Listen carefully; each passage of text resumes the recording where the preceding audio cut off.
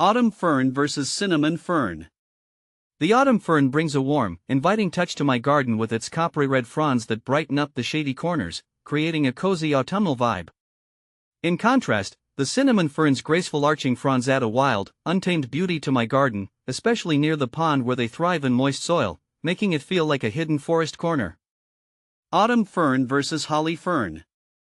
The autumn fern's delicate, lacy foliage contrasts beautifully against the deep green of my garden's backdrop, adding a subtle elegance that pairs well with other ferns and woodland plants.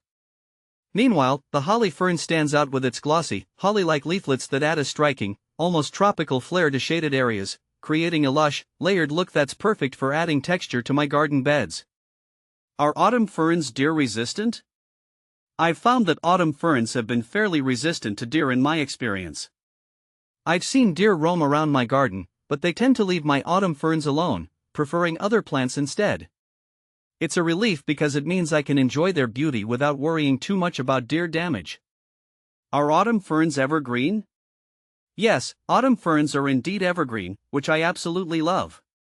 It's fantastic having a plant that keeps its lush green foliage year-round, adding a touch of vibrancy to my garden even during the colder months. Plus, it provides some structure and color when other plants might be dormant or bare. Are autumn ferns perennials?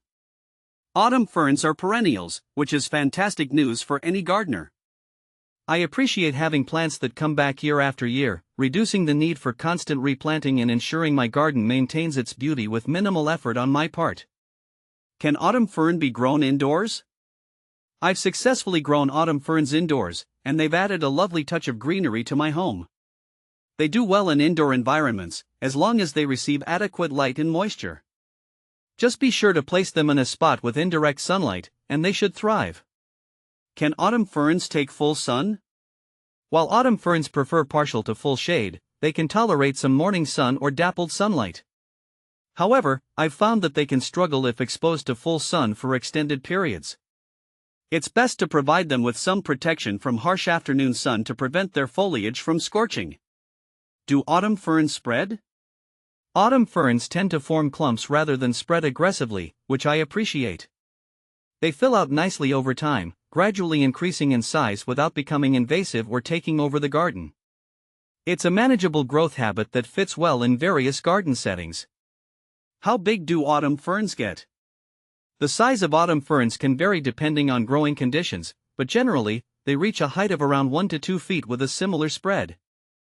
I find this size perfect for adding interest and texture to my garden beds without overwhelming other plants nearby. How to care for autumn fern? Caring for autumn ferns is relatively straightforward.